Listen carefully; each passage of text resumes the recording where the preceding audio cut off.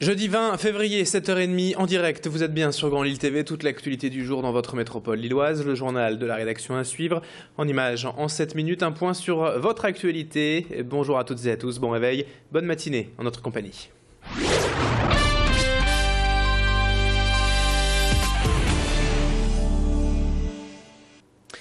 Et on commence tout d'abord ce journal ce matin avec le témoignage poignant d'une famille de Villeneuve d'Ascq d'origine bosniaque. Plus de 20 ans après la fin de la guerre en ex-Yougoslavie, plusieurs camps de regroupement, de concentration pourrait même-on dire, et des charniers sont aujourd'hui mis à jour. Et parmi celui de Tomazica au nord-ouest de la Bosnie, Ismeta Kuzevic vient d'apprendre que le corps de son époux venait d'être exhumé. Un soulagement 21 ans après de retrouver enfin la dépouille de son mari. Pour sa fille aussi, âgée de quelques mois à peine à l'époque, c'est enfin la chance de pouvoir se recueillir sur la tombe de son père qu'elle n'a jamais connu. Pour son cousin Aldin, lui-même interné dans ces camps à l'âge de 10 ans, c'est aussi l'espoir de retrouver les autres membres de sa famille et d'enfin leur offrir une sépulture décente. Aujourd'hui, cette famille villeneuvoise choisit donc de témoigner pour dénoncer le silence de la France et des médias quant à ces camps de concentration en Bosnie-Herzégovine. Tanguy Lécluse est allée à leur rencontre hier à Villeneuve d'Ascq. Je suis la première à avoir la nouvelle des charniers et d'identification de mon mari. Et j'ai gardé ça pendant 2-3 jours sans parler à personne. Et là, c'était vraiment difficile. Et le moment de dire aux enfants que leur père il était trouvé, c'était une catastrophe. On a pleuré toute la nuit, tous les trois. Autre image à la une de cette édition en ce jeudi, le Tour de France du syndicat UNSA Éducation et son étape à Lille hier. Le secrétaire général Laurent Escure est passé au lycée Montebello pour rencontrer les militants, les enseignants et selon ses dires écouter leurs difficultés, réussites et inquiétudes. Ces visites ont notamment pour but de rendre compte précisément de la réalité du terrain lors des futures négociations avec le gouvernement.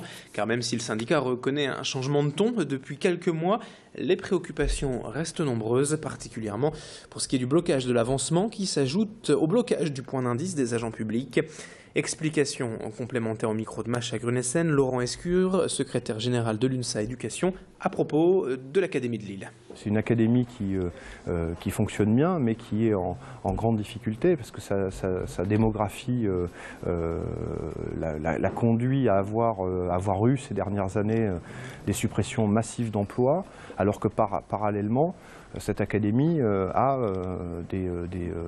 accueille des publics qui sont parfois en difficulté scolaire, parfois en difficulté scolaire lourde, et qui nécessitent qu'il y ait un investissement dans cette académie, dans cette région, qui essaye de se sortir du marasme économique des dernières années, mais pour lesquels l'école, l'éducation, peut jouer un rôle important. Il ne faut pas qu'on abandonne cette région. 7h33 en direct en ce jeudi matin sur Grand Lille TV. On enchaîne dans cette édition avec de belles images pour les gourmands et la finale régionale du championnat de France des desserts à Orchy. Organisée chaque année, cette compétition regroupe donc tout simplement les meilleurs pâtissiers en encourageant la pratique du dessert en restauration. 2 catégories sont en lice, les juniors, des élèves en lycée hôtelier pour la plupart, et des professionnels déjà exerçants. L'épreuve dure 3 heures pendant lesquelles les candidats doivent préparer un dessert à l'assiette pour 10 personnes.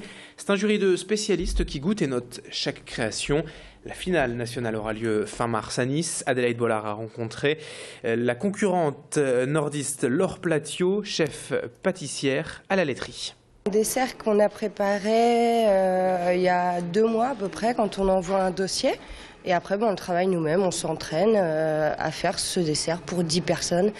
Et il faut aller le plus vite possible parce qu'en général, quand on arrive ici et que c'est pas du tout les mêmes conditions que dans notre établissement, c'est un petit peu plus compliqué. C'est une satisfaction personnelle de se dire, voilà, on se met un petit défi. Après, il y avait beaucoup de niveaux cette année, donc c'est bien et pas bien pour moi, forcément. Mais non, voilà, c'est juste parce que j'avais envie de me mettre un petit défi et puis voilà, on verra bien. Quelques images encore dans cette édition pour vous parler de cette opération menée depuis peu par quelques cinémas français. Un nouveau tarif pour les enfants, pas seulement pendant les vacances scolaires. Depuis le 1er janvier, la baisse de la TVA. La place de ciné est en effet à 4 € pour les moins de 14 ans. Le duplex à Roubaix et les écrans à Tourcoing participent à cette opération nationale et les débuts semblent prometteurs. La formule est en fait encore en test et il est trop tôt pour savoir si elle est viable économiquement. Du côté du public, on se réjouit bien sûr de ce tarif vraiment réduit, d'autant plus que les jeunes peuvent venir seul, pas d'obligation de les accompagner pour profiter du tarif. Et puis, puisque l'on parle d'activités pour les enfants, les vacances scolaires approchent et des images de la 8e édition de l'île Neige. Pour terminer ce journal, ça a ouvert ce week-end à la gare Saint-Sauveur. 4 semaines d'animation pour chaque année, pour profiter des joies de l'hiver, même si côté météo et température, ce serait plutôt le printemps actuellement. 3 pistes de luge, une patinoire, des jeux gonflables, un espace enfant, un espace rugby, un circuit de karting. Voilà en résumé ce qui est proposé cette année, avec en plus des nouveautés pour permettre à chacun de trouver son bonheur. L'île Neige, c'est jusqu'au 16 mars, ouvert tous les jours à la gare Saint-Sauveur. L'entrée est gratuite, sauf pour la patinoire, là c'est 3 €. On écoute le sentiment de ces jeunes participants hier, mercredi, au micro de Macha Grunessen. Je suis venue me défouler, m'amuser et surtout faire de la patinoire. Arrivé au bout, ça fait un peu peur parce que je fonçais un peu sur les autres.